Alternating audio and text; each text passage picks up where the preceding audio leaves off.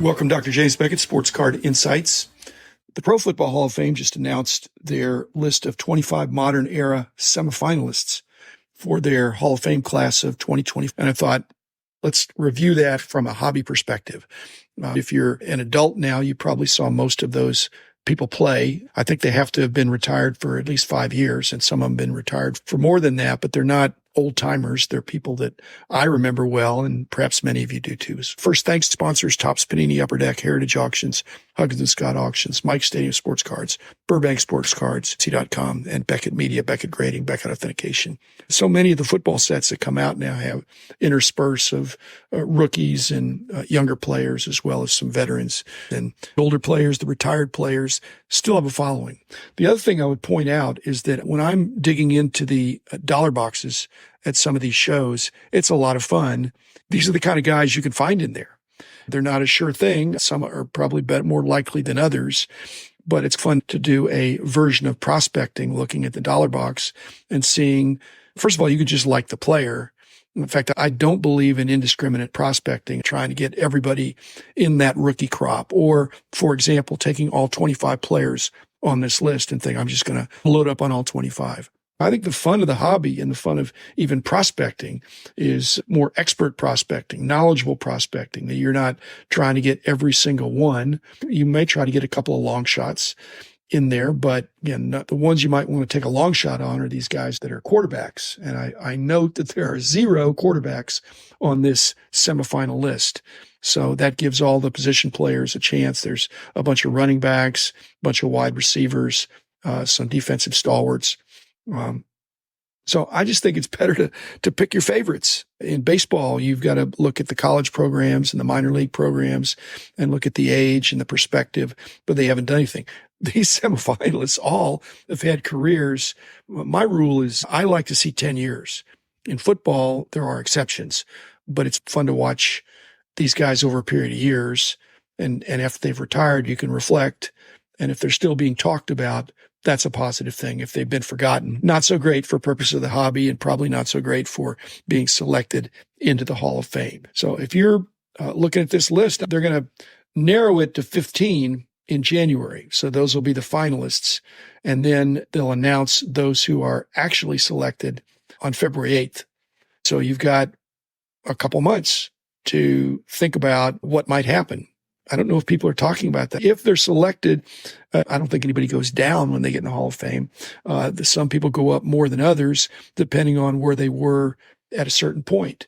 But you've got a 2-month head start. Once they get picked into the finalists, that's another cut, and when they get selected. But I think it's fun to look at these 25 and think, who might have more hobby love, and who do I like? Who do you like? Who do I like? Who do other people besides just you? If you're the only one that likes the player, again, not good for hobby perspective, but building a PC or having a player that you collect, I think it's fun. And if there's somebody that's less discovered, and if they're even a fringe Hall of Famer, a marginal Hall of Famer, or a Hall of Fame wannabe, which some of these guys, they're not all going to make it, but a bunch of them will. And I think it's fun to look ahead. It's not like a lottery ticket. Because, again, if you pick right, you probably will do well. If you pick poorly, you still perhaps have a nice collection or some nice cards of some players that, like I said, you like. But I'm not suggesting overpaying for any of these guys. In fact, that's one of the reasons you look at the price history of some of these players. And I wouldn't want to pay a premium this week for something that was less last week because they weren't on this list yet. So I'd hate to see, but again, I think some dealers will do that. They'll bump up these players, perhaps thinking they will get in the Hall of Fame, or that the increased interest can generate a higher asking price. But like I said, in the dollar boxes, people aren't usually going through. It's the buyers that clean up the dollar box. They pick out the Julius Peppers and say, I think he's got a real good chance. Or Antonio Gates, Anquan Bolden. I picked up some of those over the years, just working the dollar boxes, and nothing special, but I think it's fun to get a market basket of ones that you care about and or ones you already know about. Look for an edge. If it's your hometown player, there's Darren Woodson's in there. He's a Cowboy, so I saw him a lot. He's on TV. He's doing commercials. Don't let that hometown bias bother you in terms of the investment aspect. You may have a higher opinion of a person that you've seen play a lot, On the other hand, if he didn't make the Hall of Fame, he still was a great player for a long time, and you can build a collection that's, I think, interesting. It may not be super valuable, but as I said, none of these are quarterbacks. I don't think any of them are going to be reaching the stratosphere unless they do something else. So let me get through the list here. Eric Allen got a lot of his cards just because he played for a long time. A DB, a good DB. Again, there's positional proportionality that I think the Football Hall of Fame tries to do. I think Eric Allen is, I'm not sure. I don't see him getting much hobby love. He's in the junk wax era, a lot of his cards. So I don't know that he's going to be impacted very much. Jared Allen, I think, was really outstanding. I'm not sure he's going to get in this time or even be a semifinalist, but he's definitely worthy. I haven't seen a lot of hobby love for him. Willie Anderson, even less, offensive tackle, most of his career, almost all his career with the Bengals. Frankly, there's only 2 offensive linemen. What does that say? Even though they're more and more highly paid, I think you may see more left tackles coming into the Hall of Fame in the future because it's now very appreciated as a very high paid position. Jari Evans from the Saints is the only other offensive lineman. And again, I think very little hobby love. You just don't hear your name called unless you mess up, usually. Maybe if you're a run blocker and you get down and you knock out a couple of players leading your running back to a long touchdown.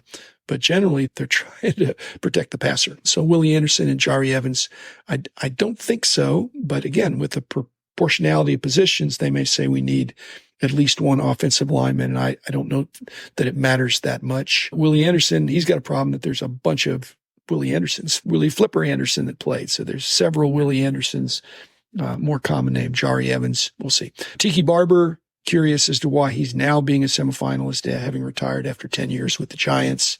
A very personable guy, good player. I just think he's, again, a running back with some longevity. I'm not sure. He already gets some hobby love, but again, it probably would be a boost to him. But if it's his first year, he definitely isn't going to be elected this year.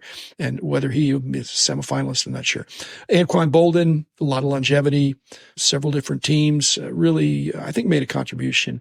They list him, he's a tight end / wide receiver, I thought. So again, worthy as a semifinalist. We'll see. London Fletcher was a popular linebacker. I don't see it.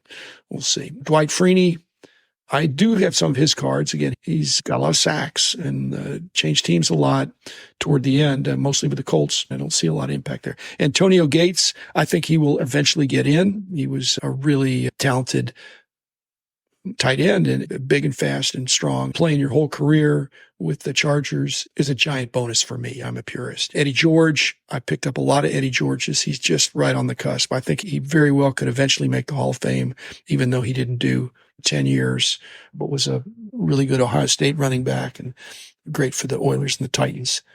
James Harrison, I think he has a good chance. He already gets hobby love. There's some linebacker types that just have a kind of a macho image that people like to collect. And the Steeler connection is not to be underestimated.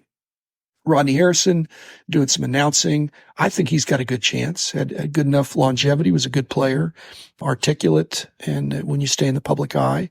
So I think his cards could go up. Devin Hester, I eventually have him going in as kind of a game changer returner guy. But I have picked up his rookie cards in the dollar box. So and maybe they're not mint, they're near mint, or they're close to near mint, but that's interesting to see. That wouldn't happen, I don't think, if he gets selected for the Hall of Fame. Torrey Holt, I don't think he was the best receiver on his team. That's a negative to me. There's already a bunch of receivers in the Hall of Fame. He's borderline to me. Andre Johnson, on the other hand, I think he eventually does get in. Too many Johnsons out there, I think, even for receivers. But again, if you watched him play with the Texans, he was the go-to guy. Robert Mathis played his whole career with the Colts. I don't know about that. Again, a defensive player. If you're a defensive player and you're going to have hobby love, you just got to be a monster. You got to have big numbers, have something. Julius Peppers, the next alphabetically, probably did have some monster numbers and was feared. And even late in his career, he made contributions. Long career, successful. Steve Smith Sr., 2 Steve Smith receivers. This is the one that played longer and was not with the Giants. The other went to USC, and Steve Smith went to Utah or Utah State. Forgive me for not remembering which one. I get those mixed up. But he's articulate, and I think he could very well eventually get in. He was very popular with the Panthers. Fred Taylor, never thought he was a superstar, but he was solid. Again, I find him in the dollar boxes quite often. Hines Ward, I think that playing his whole career with the Steelers and being one of the most notorious blockers. He was a great receiver, but he really played the whole position. He was very noted for his blocking and was one of the secrets to the Steelers' success in those years. Ricky Watters, I never thought he was great, thought he was good. Lasting a long time is terrific, but not sure he's going to make it. When we think of running backs in the Hall of Fame, he's not what I think of. In fact, I have him below Fred Taylor and Eddie George, too, I think. Reggie Wayne, I think he eventually gets in. I think Reggie Wayne eventually gets in. Longevity, same team, all that. Vince Wilfork, on ComC, I sell a bunch of Vince Wilforks. And if I pick them up, it's amazing. When I am looking at Vince Wilfork in the dollar box, I pick him up because he sells for me on ComC. I just think he was one of the popular, beefy kind of nose tackle guys that just was immovable. He's got lots of rings because he was with the Patriots, but he's a popular player. Patrick Willis, I think, retired too soon. I don't know if that's still held against him, but being with the 49ers, a very popular team, he's got a chance. But I think he's not going to make it to the Hall this year. Darren Woodson, I mentioned, very popular in Dallas. He's on billboards. He's on commercials for various products that he endorses. But he's a longtime Cowboy, just a great player, but there's other great players out there too. There seemed to be a pretty strong group of wide receivers. And in the hobby, Sport Card Insights, I think receivers are the number 2 position besides quarterbacks. And then third was probably running backs.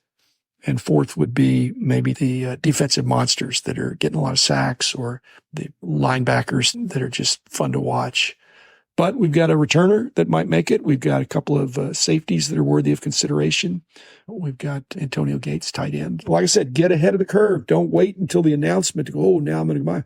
Make this a bet. It's not going to be big bucks because they're not quarterbacks. If Hines Ward gets in, his cards aren't going to double overnight, I don't think, but there will be increased interest. And you'll think I bought before things went up, and I'm collecting a guy that was a really good player. So that's it. Thanks again. We'll see what happens in January and then February if I am right or I am wrong. Feel free to disagree. You bet with your money. I'll bet with my money.